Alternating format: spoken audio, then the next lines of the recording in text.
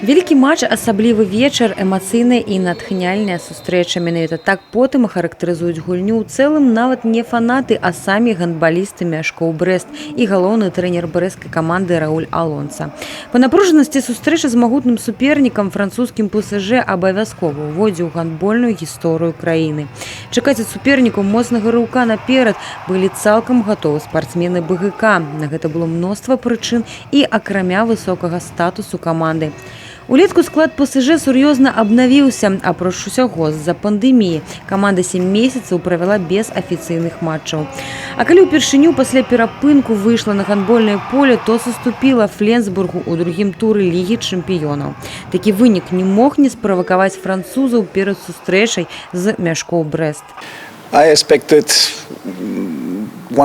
ведаў, што нам давядзецца гуляць з адной з лепшых каманд свету, калі не з лепшай. Мы чакалі цяжкага матча, і пры гэтым у нас выпала некалькі ігракоў. Нам трэба было падумаць, як перабудавацца, як гуляць без іх. То, як прайшла гульня, гэта неверагодна. З першай да 10-й хвіліны напруга не пакідала. Супернікі шлі практычна мяч у мяч.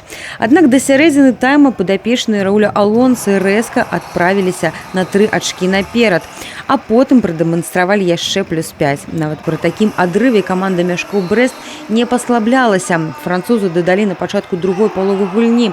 Падабраліся на адлегласць аднаго гола. Але і пасля гэтага брэсцкая каманда пераканала ўсіх у сваёй сіле, набраўшы +4.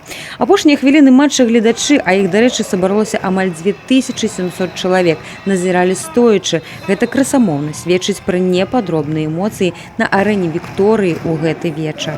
Сыграли команды сегодня, и победили именно команды. Самые насыщенные моменты, наверное, именно концовка, когда нас начали ПСЖ догонять, замена тренера на Мауса. Маус великолепно вошел в игру, сыграл 1 на 1.